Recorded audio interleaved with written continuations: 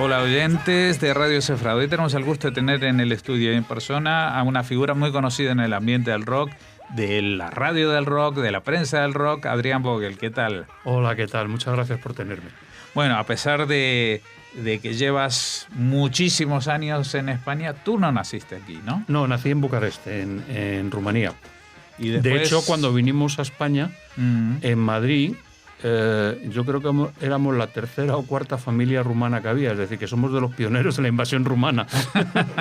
Bueno, en esa época todavía la gente ni sabía dónde estaba Rumanía o quiénes eran los rumanos, si hablaban algo parecido. Los Fonda, que ahora el hijo de los Fonda es el presidente de la Asociación Hispano-Rumana de aquí de Madrid.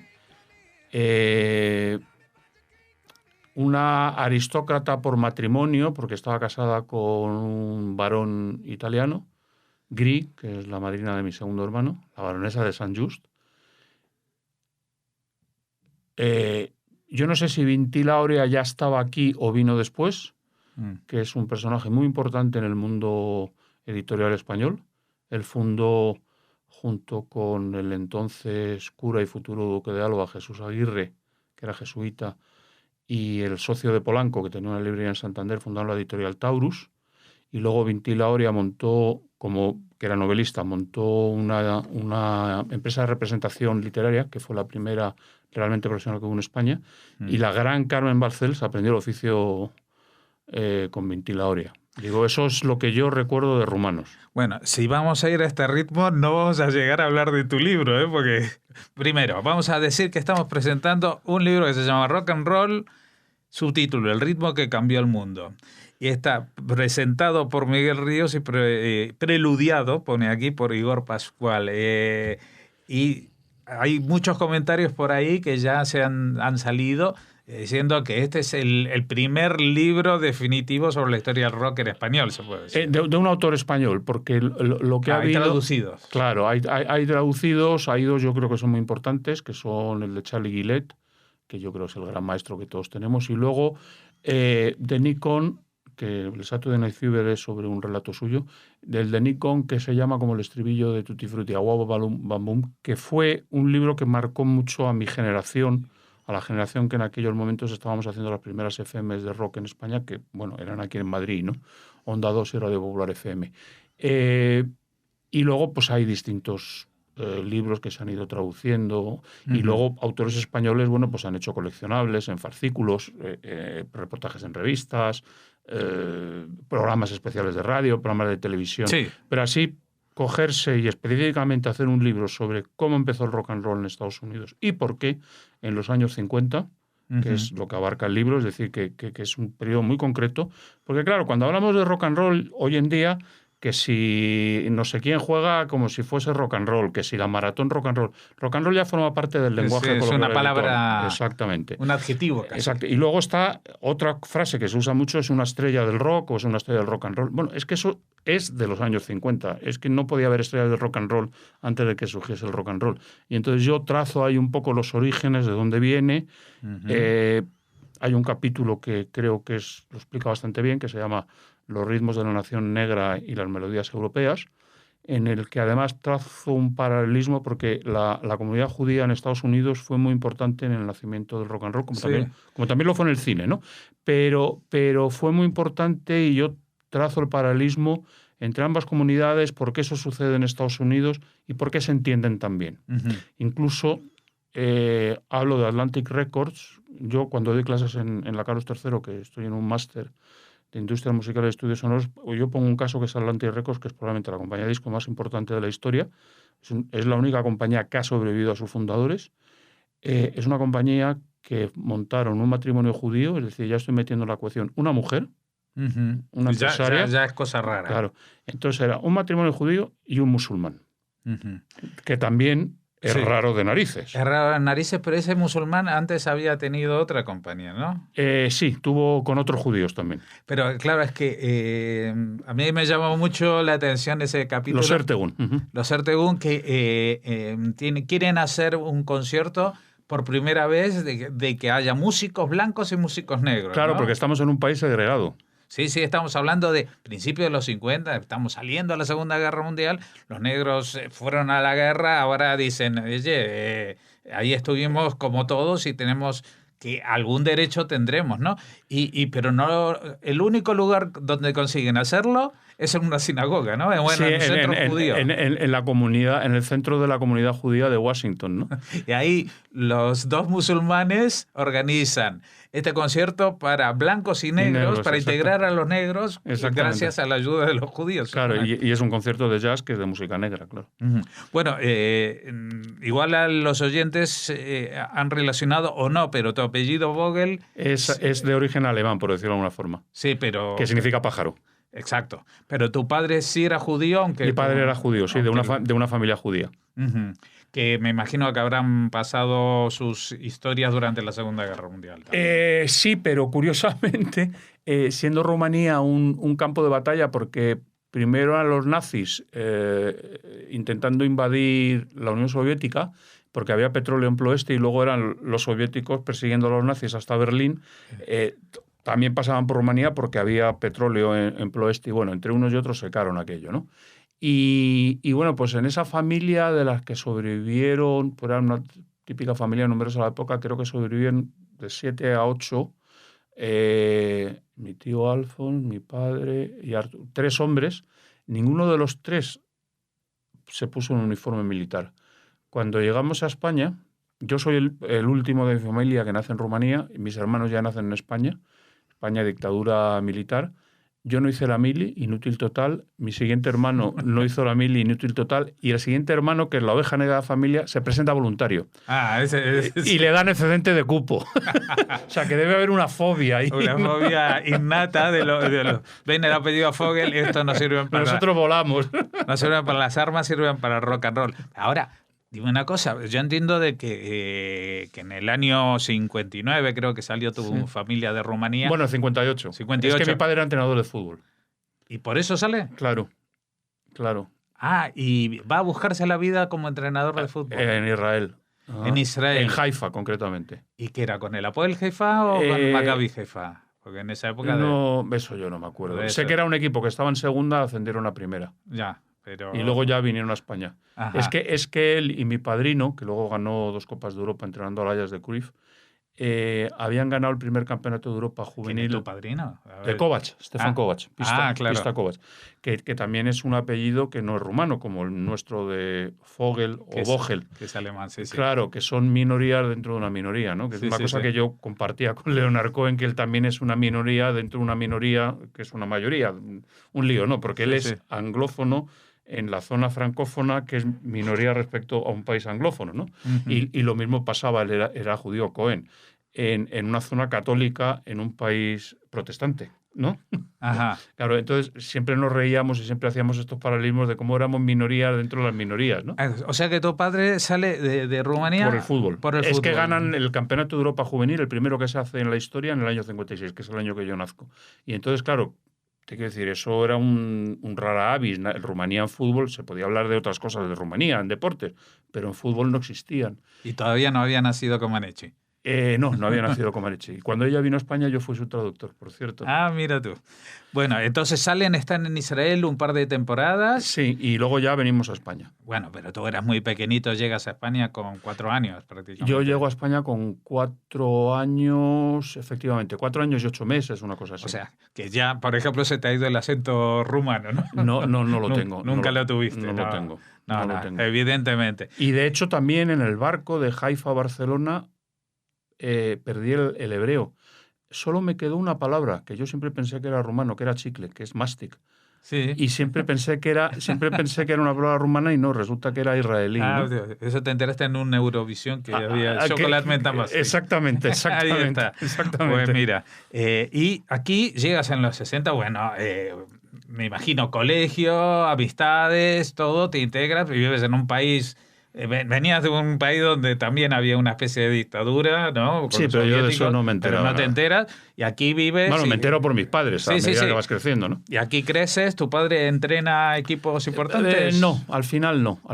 Llegamos... Él llegó fichado por él y Kovac llegaron fichados por el Barça para montar la cantera, Pero esas cosas que pasan siempre en el Barça, que cuando pierde el Madrid, pues hay un cataclismo. Los trajo Eleni Herrera, que era el mago. Sí, sí, sí. Y entonces es una semifinal de Copa Europa. Echaron a Eleni Herrera y al final acabaron echando al presidente, que ahora mismo no recuerdo si era Miro Sanz o Montal Padre, no me acuerdo. Y entonces ya todo aquello, y Kovac se volvió a Rumanía y Puskás llamó a mi padre a Madrid.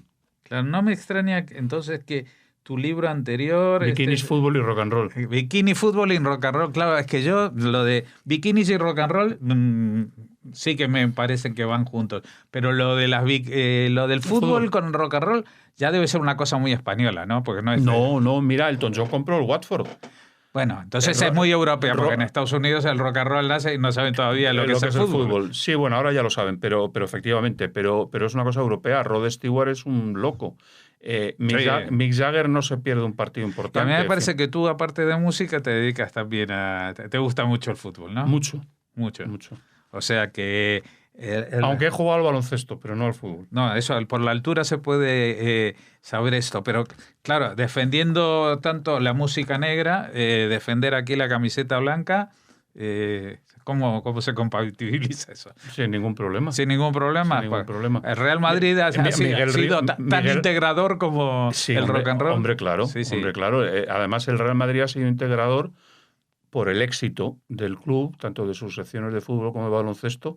Tú recuerdas que España no tenía relaciones diplomáticas ni con la Unión Soviética ni con Israel, y fue el Real Madrid el que abrió esas brechas.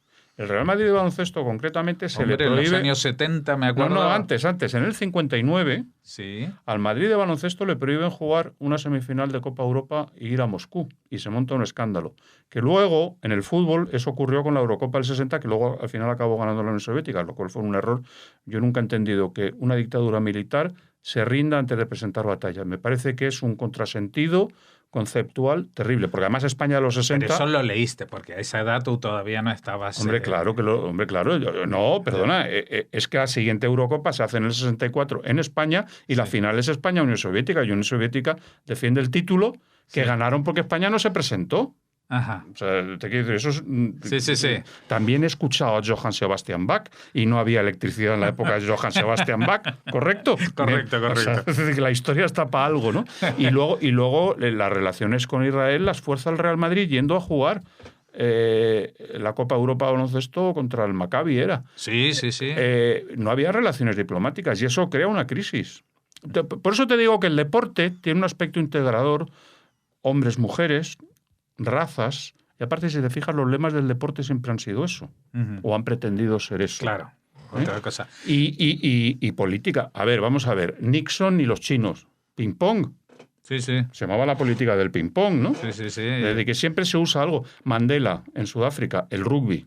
¿No? Te quiero decir que siempre se han buscado nexos en común que son ser expresiones de cultura popular, y el deporte, y más concretamente el fútbol, lo es, ¿no?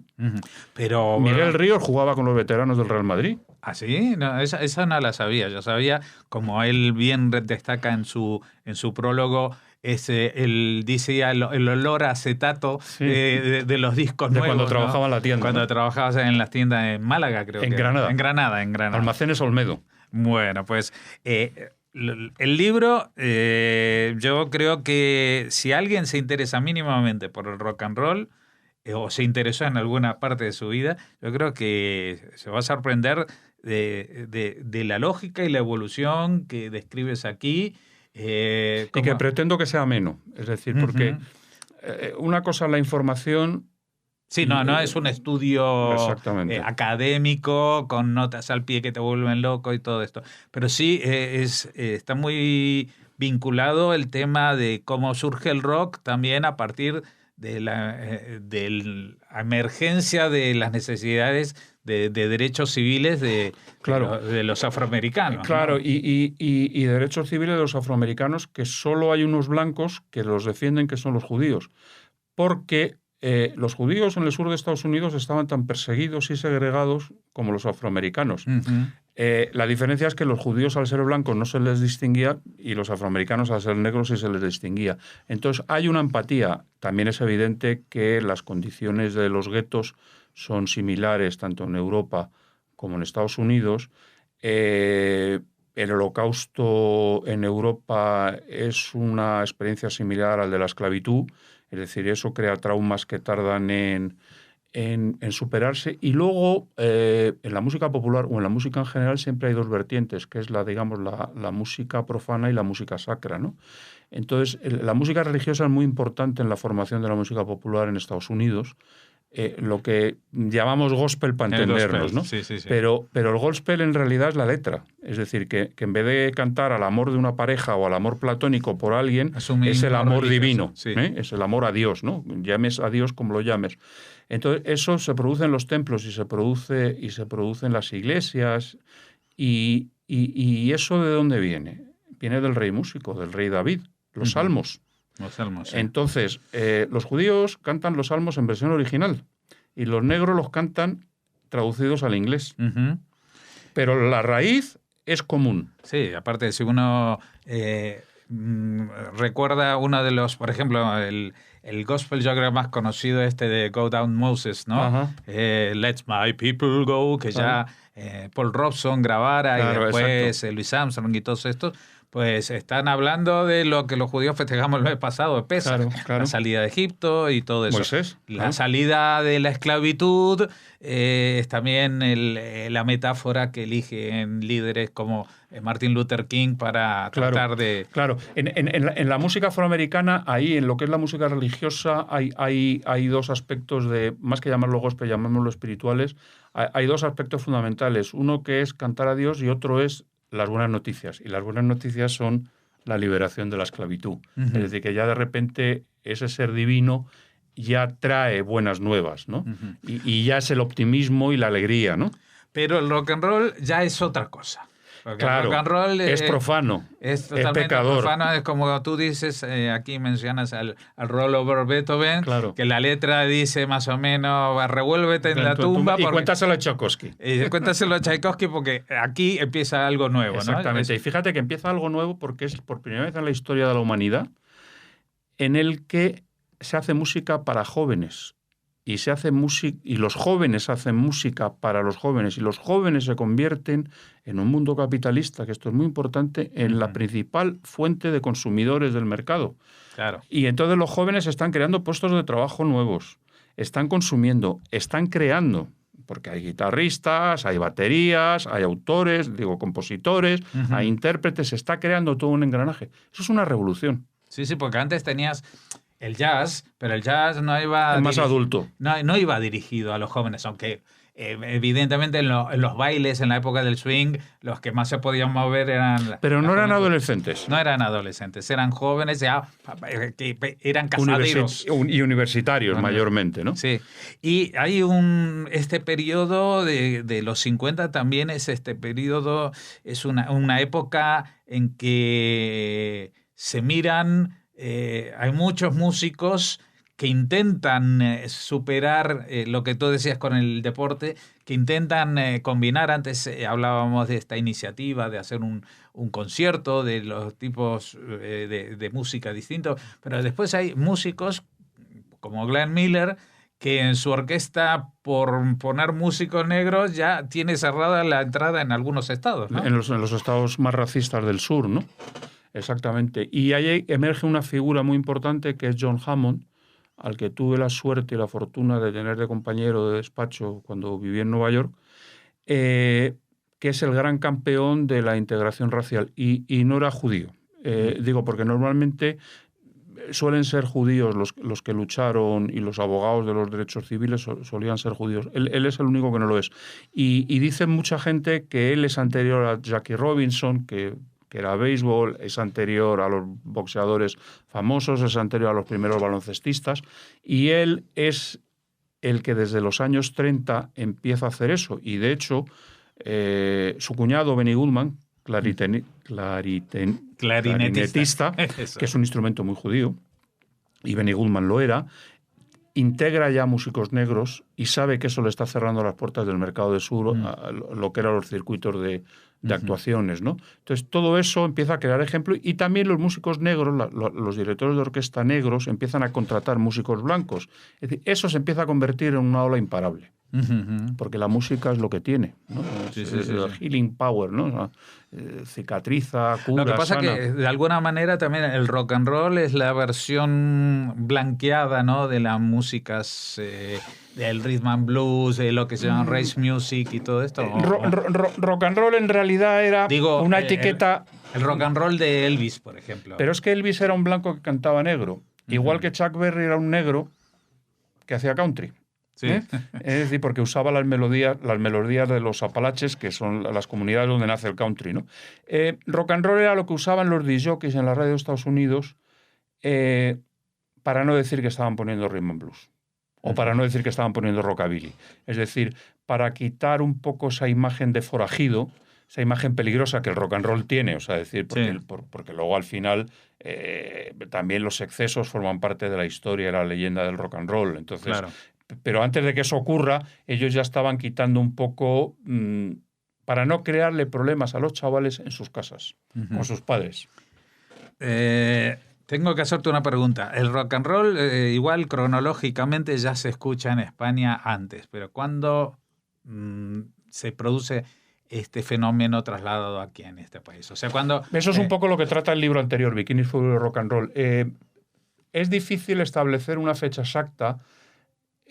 Sabemos que ya en las Nocheviejas del 56 había una orquesta de chicas que tocaba rock and roll en la fiesta de Nochevieja. Tocaría los 2-3 rock and rolls que había en el mercado. Pues si no había más, o sea, tocarían Rock Around the Clock y alguna de Elvis. Tampoco podían tocar más porque no había, ¿no? La Navidad esa del 55 al 56, ¿no? Esa Nochevieja. Luego, si hablamos a nivel discográfico, que eso sí que ya tenemos un depósito legal, tenemos un registro en censura, nos tenemos que ir ya, digamos, hacia el 59. Entonces no está claro si fueron los Estudiantes de Madrid que grabaron, pero luego el disco estuvo retenido su edición hasta el 60, el Duodinámico en el año 59 en Barcelona, Pequeñiques, Miguel Ríos llega a Madrid en el 61, si no me falla la memoria. Es decir, estamos hablando de algo que curiosamente cruza el Atlántico a más velocidad de la que podía suponerse con una dictadura, que en aquel momento ya sí empezaba a abrirse al exterior, pero esto fue una rendija que se acabó convirtiendo en un boquete y los jóvenes entendieron clarísimamente que esa era la música del cambio. Porque eso fue planetario, o sea, pasó en Francia, pasó en Inglaterra, y luego, por ejemplo, yo en el libro anterior, creo que aquí en este también lo comento, cuando hablo de las películas del rock and roll, tú ves que las mismas películas que se censuraban en España son las que se censuraban en Inglaterra. Inglaterra era una democracia consolidada, España era una dictadura militar. Sí, pero era inmoral. Exactamente, es que esa era la lucha de los jóvenes. Sí. Es decir, los jóvenes tenían a lo que yo llamo la internacional conservadora en contra. ¿Qué era la internacional conservadora? El poder, que lo podíamos traducir en Estados Unidos en el Partido Republicano, que era Eisenhower, que además era militar, el Kremlin, o el Vaticano, o las otras autoridades religiosas cristianas, ¿no? Sí, pero era un fenómeno global y aparte... del mundo occidental. Sí, y que trascendía el tema de la música, porque igual la música les parecía horrible, pero no pasaba nada. Pero el problema es que le entusiasmaba a la juventud hacia situaciones pecaminosas, digamos. Claro, y eso Kremlin y Casa Blanca y Vaticano... Y todos los que manejaban esto con mano de hierro. Podríamos hablar mucho más, pero tampoco le vamos a destripar el libro. A destripar el libro, porque aquí está todo. Yo simplemente... son 15 euritos de nada, ¿eh? Que sí, está... ya hoy en día los libros son accesibles.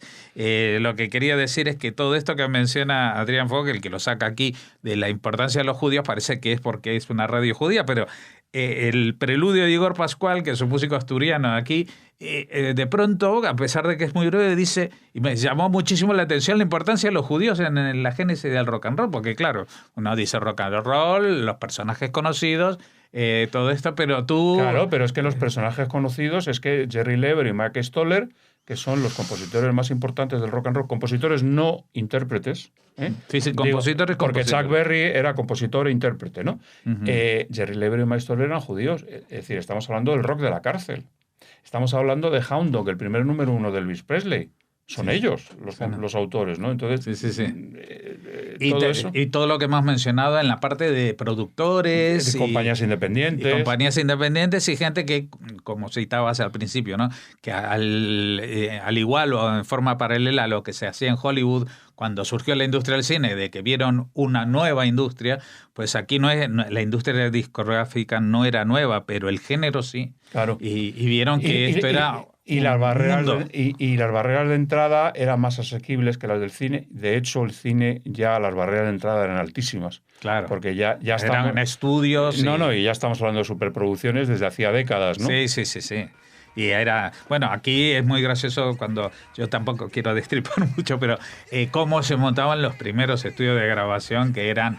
Cuando no se grababan en la habitación de un hotel, que era en la época del blues, ¿no? Que era lo típico, como mucho, un hotel ahí un poco aislado, pero ya cuando se montaba en un estudio de grabación, pues dentro del estudio de grabación, mientras no se grababa, pues se hacían los trabajos de oficina. Exactamente. Bueno, prácticamente lo que sucede hoy en día, que los músicos ahora trabajan, hacen música con su ordenador en su casa, ¿no? Se repite. Adrián, ha sido un gusto hablar contigo y otra vez, Rock and Roll, el ritmo que cambió el mundo, editorial Foca. Pues ya sabes, aquí tienes tus micrófonos abiertos para cuando quieras volver a rock and rollear en Radio Sefarad.